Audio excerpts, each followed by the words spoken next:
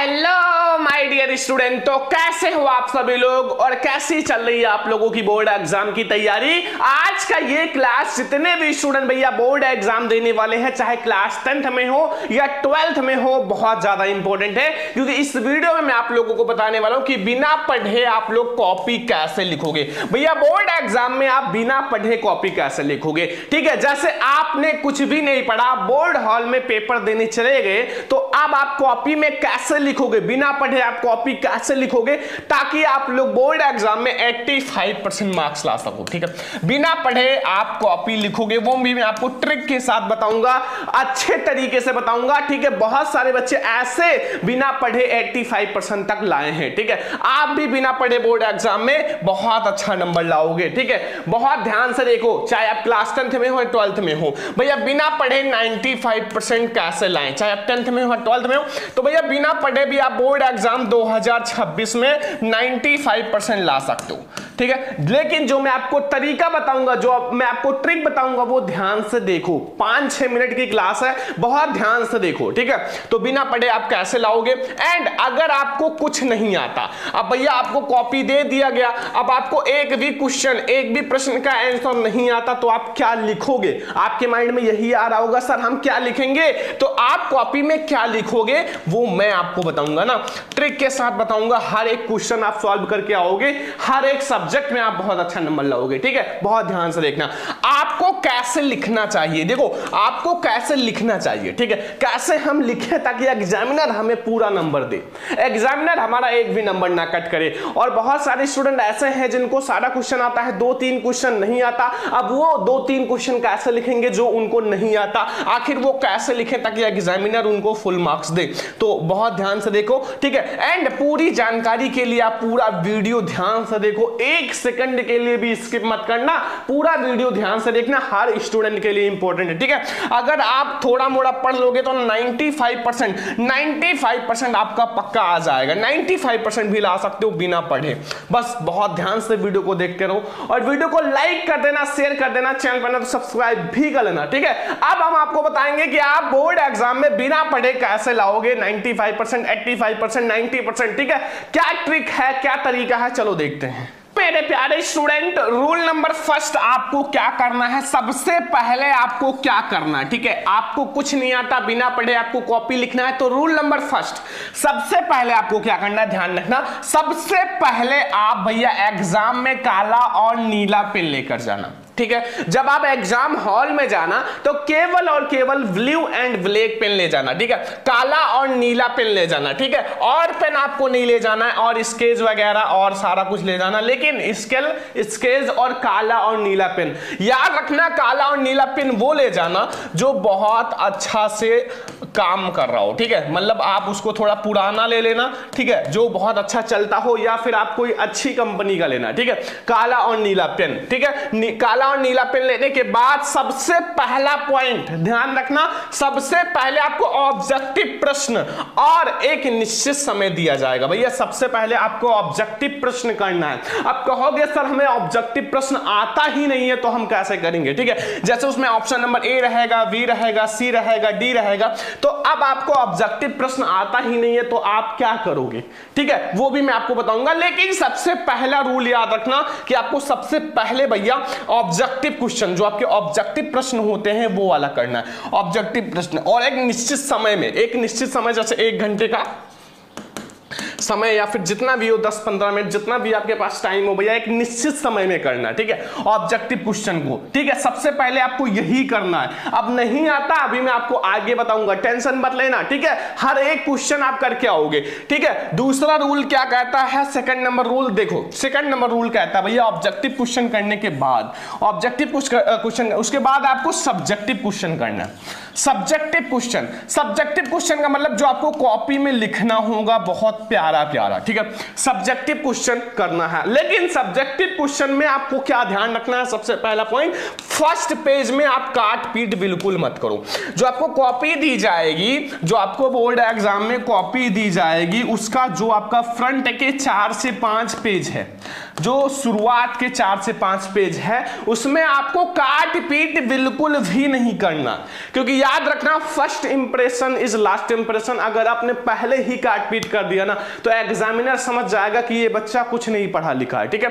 तो आपको पहले काट पीट नहीं करना है। मैं आपको बता दूं कम से कम 4 से 5 पेज काट पीट मत करना, ठीक है, ये ध्यान रखना। एंड दूसरा है कि आपको राइटिंग जितना अच्छा हो सके उतना अच्छा लिखो, क्योंकि आपको भैया ज्यादा आता भी नहीं है, आप बिना पढ़े लिख रहे हो, तो जितनी अच्छी राइटिंग हो सके उतना अच्छा लिखना, ठीक है। सब्जेक्टिव क्वेश्चन के लिए आप फर्स्ट पेज, शुरुआत के 4 से 5 पेज काट पीट बिल्कुल मत करना, और आपको राइटिंग जितना अच्छा हो सके उतना अच्छा लिखना, ठीक है। जितनी अच्छी राइटिंग हो सके, अपना पूरा जो एफर्ट है, अपना पूरा जो कोशिश है, ट्राई पूरा करना कि बहुत अच्छा करने का, बहुत अच्छा लिखने का, ताकि एग्जामिनर एक बार देखे तो उसे लगे कि हाँ अच्छा बच्चा है, ठीक है, अच्छे से लिखा है, हेडिंग बना के लिखा है, ठीक है। तो ये रूल नंबर 2 ध्यान रखना, जितना मैं आपको बता रहा हूं वो ध्यान रखना। अभी मैं आपको ट्रिक बता दूंगा कि आप कैसे करोगे, चाहे आपका ऑब्जेक्टिव हो या सब्जेक्टिव हो, सब कुछ बताएंगे, ठीक है। तो ये रूल नंबर 2 है। रूल नंबर 3 हम लोग देखते हैं। अब देखो रूल नंबर 3 बहुत ज्यादा इंपॉर्टेंट है कि जब आपको प्रश्न कॉपी मिले, जब आपको जो प्रश्न कॉपी, जो आपका पेपर होता है, कॉपी होता है, वो मिले, तो आप सबसे पहले क्या करो, उस समय आप प्रश्न को सही सही पढ़ो। सही सही पढ़ने का मतलब है, बहुत सारे बच्चे क्या करते हैं कि जल्दी जल्दी पढ़ने के चक्कर में भैया क्वेश्चन ही गलत पढ़ लेते हैं, मतलब क्वेश्चन ही गलत पढ़ लेते हैं, तो भैया आंसर कैसे सही लिखोगे। तो आप क्वेश्चन को सही सही पढ़ो, बिल्कुल ध्यान से पढ़ो, ठीक है, और अच्छे से क्वेश्चन को पढ़ो। देखो आपको कितना आता है, 1 2 नंबर 4 नंबर जो भी आता है वो पहले कर लो, पहले के पेज में कर लो, ताकि जब आप पहले के पेज में 2 4 नंबर जो आ रहा है पहले पेज में कर लोगे तो आपका काट पीट नहीं होगा और बिल्कुल साफ सुथरा रहेगा, क्योंकि वो क्वेश्चन आपको आता है तो आप बहुत अच्छे से लिखोगे, ठीक है, ये ध्यान रखना। और अगर आपको नहीं आता तो कॉपी में भैया गाना, गाली, कसम, ये सब बिल्कुल मत लिखना। एग्जामिनर भैया आपको कुछ नंबर नहीं देगा, ठीक है, टेंशन मत लो। नहीं आता तो अभी मैं आपको रूल नंबर 5 जब बताऊंगा तो मैं आपको बता दूंगा आपको क्या लिखना है। अगर आपको नहीं आता, कुछ भी नहीं आता, तो आपको क्या लिखना है, कॉपी में क्या लिखना है, ताकि जो एग्जामिनर है वो हमें फुल नंबर दे। तो टेंशन मत लो, ठीक है, आपको ये सब चीजें नहीं लिखना है। कॉपी में आपको नहीं आ रहा है तो आपको ये गाना, गाली, कसम, गलत उत्तर, ये सब नहीं लिखना है, ठीक है। जो मैं आपको बताऊंगा अभी वो लिख देना, ठीक है। तो आपको भैया प्रश्न कॉपी को ध्यान से पढ़ना है, पेपर को ध्यान से पढ़ना है, ताकि आपको भैया ये पता चले, आपको 1 2 नंबर 4 नंबर जो भी आता है वो पता चल जाए।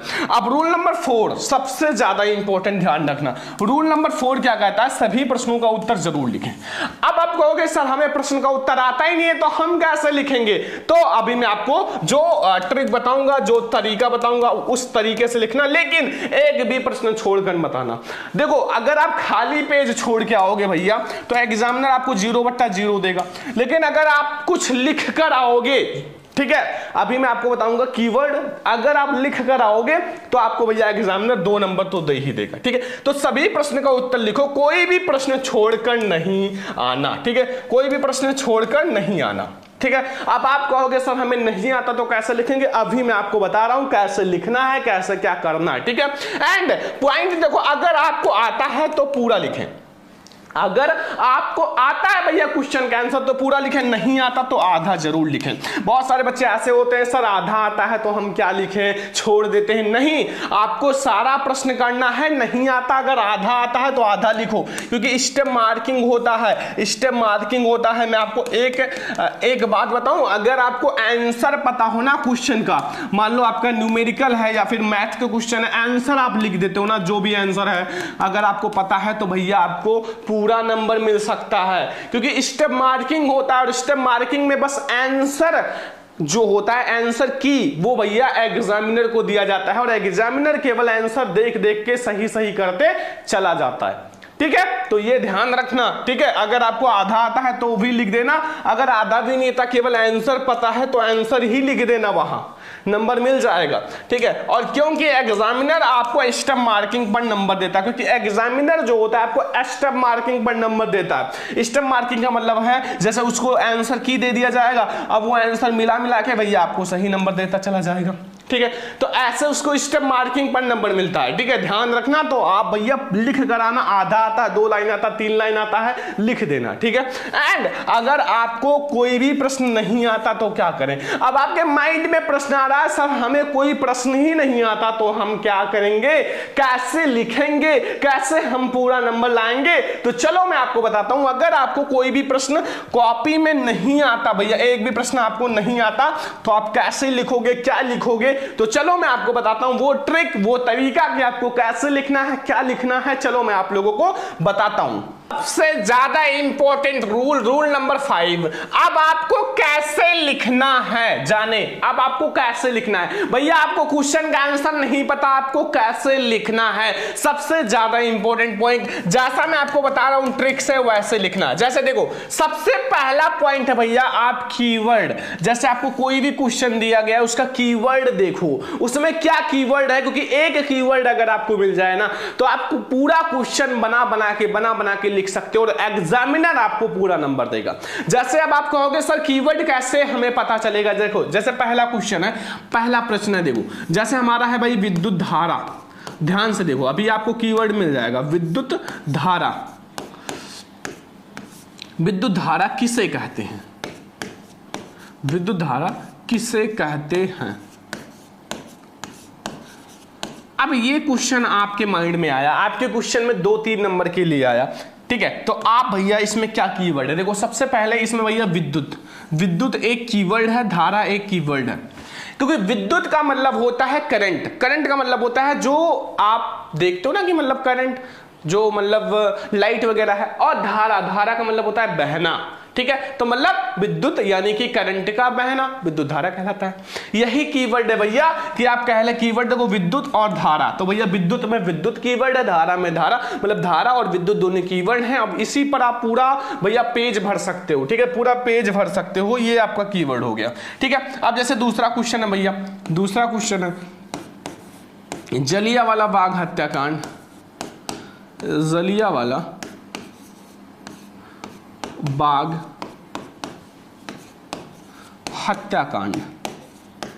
अब इसमें क्या कीवर्ड है? देखो इसमें भैया हमारा कीवर्ड क्या है? देखो इसमें हमारा जलियांवाला बाग एक कीवर्ड है और एक हत्याकांड कीवर्ड है। क्योंकि जलियांवाला बाग का मतलब एक बाग है जहां भैया क्या हुआ था, हत्याकांड का मतलब लोग मारे गए थे। अब हत्याकांड का मतलब आपको पता है लोग मारे गए थे, गोलियां चली होंगी, हथियार चले होंगे, तो आप बना बना के लिख सकते हो ना मेरे दोस्त, ठीक है। तो आप कीवर्ड को देखो और कीवर्ड को आप हर एक क्वेश्चन में रिसर्च करो, ठीक है, आपको आंसर मिल जाएगा। तो सबसे पहले आप कीवर्ड देखो। दूसरा नंबर आप भैया आप कोई भी क्वेश्चन लिख रहे हो ना तो आप ध्यान रखना कि आपको ज्यादा नंबर पाने के लिए हेडिंग बनाकर लिखो, हेडिंग बनाकर लिखो, हेडिंग बनाओ ब्लैक स्केच से, ठीक है, ताकि हेडिंग बिल्कुल हाईलाइट रहे। मैं कहता हूं आपको एग्जामिनर एक एक नंबर ज्यादा देता जाएगा अगर आपने हेडिंग बना के लिखा। हेडिंग बना के जरूर लिखो, ठीक है। तीसरा नंबर पॉइंट है भैया कि आप जैसे देखो स्टेप मार्किंग होता है, एग्जामिनर को क्या दिया जाता है, केवल आंसर की। तो आप भैया अगर आपको आंसर पता है, मतलब उत्तर ही अगर आपको पता है तो उत्तर आप जरूर लिखें। अगर आपको पूरा क्वेश्चन नहीं पता, उत्तर ही पता है तो उत्तर आप जरूर लिख दें। अगर आप उत्तर ही लिख दोगे तो भी आपको भैया नंबर मिल जाएगा, ठीक है। एंड सबसे ज्यादा इंपॉर्टेंट एक बात जो कि बहुत सारे बच्चे गलती करते हैं कि भैया जो गलत शब्द है ना, ध्यान रखना, जो गलत